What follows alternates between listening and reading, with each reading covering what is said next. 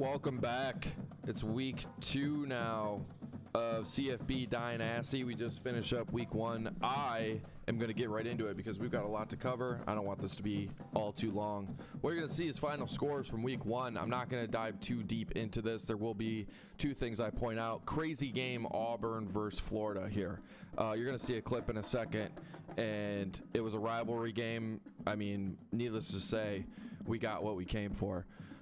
Before we move on, you'll notice for every user versus user team, the away team won, which is super surprising here. I don't know what happened there, but yeah, let's get into the clips. You're gonna really like this. And what you're gonna see here is the top 5. First play, this is the UNC Tar Heels coach Veracco. He takes a minute to select his defense. Looks like he's maybe going cover 2 man, not really entirely sure. But what you're going to see here is Coach Hess lines up in the pistol. And he actually decides on an RPO. The safety comes up here and jumps it. Now, these could be tough to run, and looks like Coach Hess trusted his QB a little bit too much, and the safety comes down, and that's a pick 6. Next, you're going to see shotgun for Mizzou. Looks like the Tar Heels are in contain, really trying to keep him in the pocket here, but it's not going to matter. Coach Hess goes in, and his quarterback, Brady Cook, decides to predetermine this comeback route. That's predetermined. You don't want to do that. He takes it to the house, and that's 6 more. No one's catching him. Number 29. Number 3, this is one of my favorites.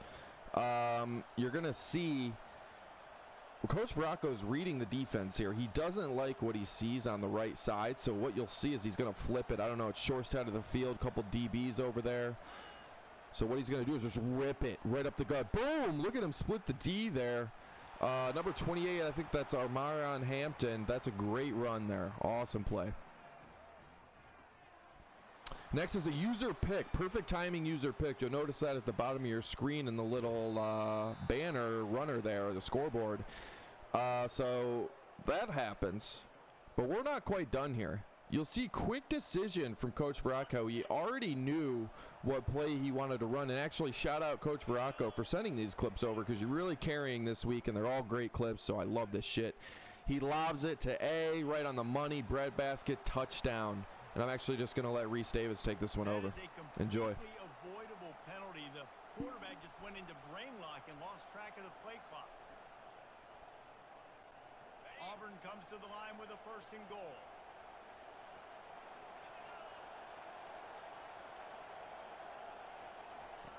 He's looking to throw. Let's it go to the end zone. Wow.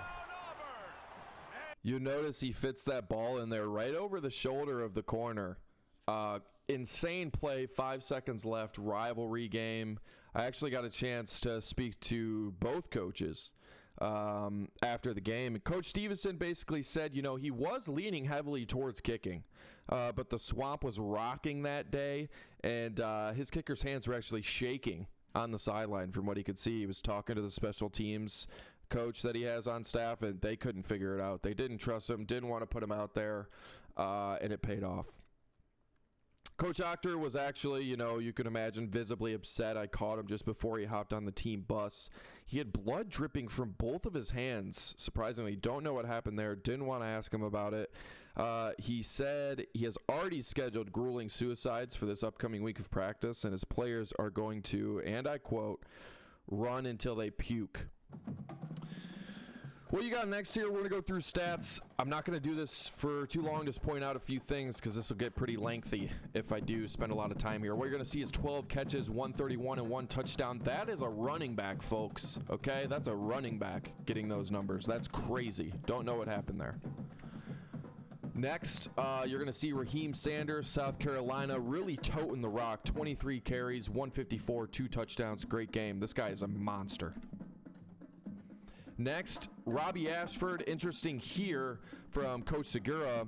Robbie Ashford, senior redshirt, comes in, goes 2 for 2 on his first drive. 1 touchdown, he pulls him. Coach Segura pulls him, puts in this freshman. Had some struggles, looks like he figured it out. 23 for 28, so was really slinging, but made a couple bad decisions. We'll see what he does next week.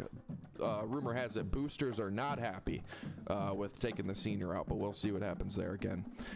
Jared Brown, 153 with the yards. I know we talked about him. Nick Harbor, 6 catches, 124, 2 touchdowns, actually. It looks like his long was 62 as well, so big play potential there.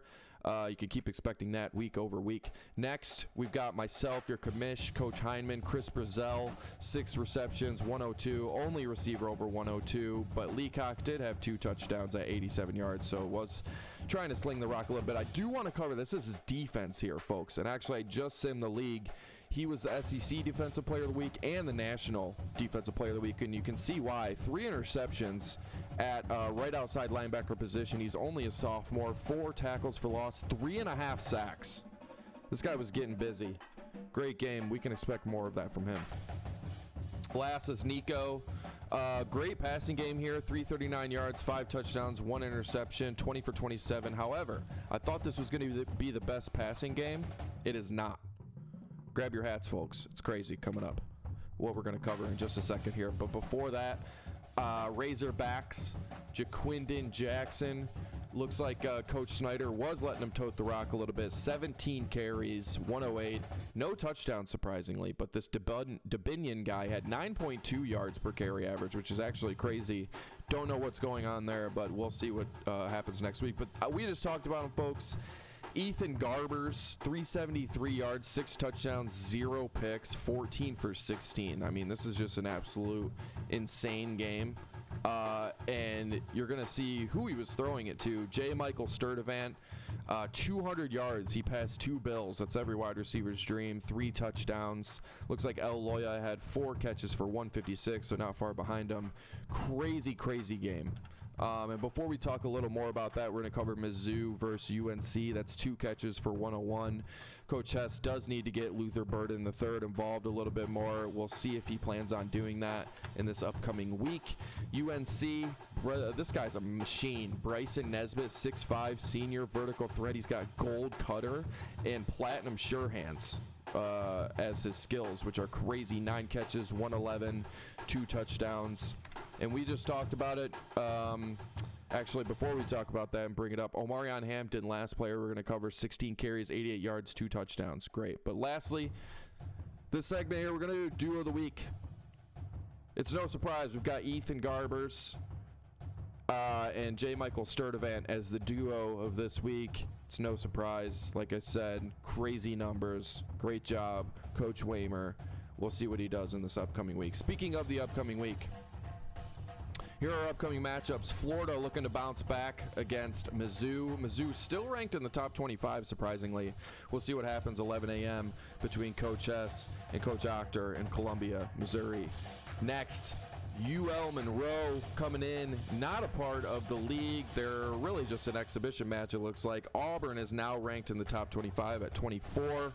After that rivalry game win against Florida. This is a night game, 8 p.m. in Auburn. We'll see what Coach Stevenson will do. He did say he's looking to get more yards up on the board and really push for one of his players to win Heisman this year. So we'll see. We got some good contenders already.